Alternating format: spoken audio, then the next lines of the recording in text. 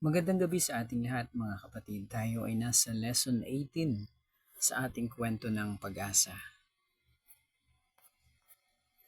Sa kanilang paglalakbay sa ilang patungo sa Kanaan, naghimagsik ang mga Israelita laban sa Diyos at sila ay pinarusahan ng Diyos ng nakamamatay na kagat ng ahas. Ngunit sa kanyang biyaya ay nagdaan ng Diyos ng panlunas sa kanilang mga pagdurusa. Sa aklat ng mga bilang, chapter 21, verse 4 hanggang 9, ang mga makamandag na ahas.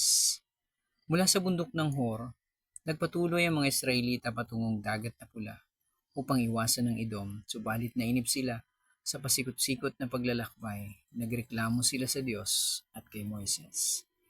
Inilabas mo ba kami sa Ehipto upang mamatay lamang sa ilang na ito? Wala kaming makain ni mainom, suyang-suya na kami sa walang kwentang pagkain ito.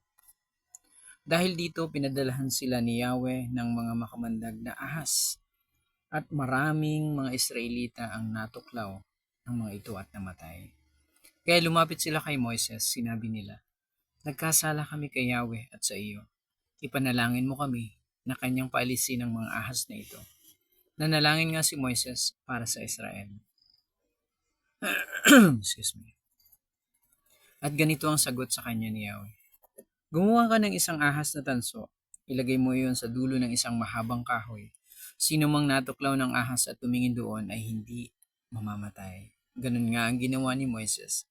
Kaya lahat ng natuklaw ng ahas ay tumingin sa ahas na tanso at hindi nga namamatay. Ano ang natutunan natin sa mga pangyayaring ito sa bahagi ng kwento ng pag-asa? Una, ang pagreklamo at pagsuway sa Diyos ay may kaparusahan. Kaya nga manatili tayo, makontento tayo kung ano ang meron tayo. Ikalawa, ang tunay na pagsisisi ay sinusundan ng habag ng Diyos. Magsisi tayo, talikuran ang ating mga kasalanan. Ang ikatlo, ang pagliligtas ay dumarating sa pamamagitan ng pananampalataya sa paraang itinakda ng Diyos by faith alone. Ang tansong ahas sa isang larawan ng sakripisyo ni Kristo sa cross para sa kaligtasan ng mga sumasampalataya sa Kanya. Sa John chapter 3 verse 14 hanggang 15, kung paanong itinaas ni Moises ang tansong ahas doon sa ilang, gayon din naman kailangang itaas ang anak ng tao upang ang sino mang sumampalataya sa Kanya ay magkaroon ng buhay na walang hanggan.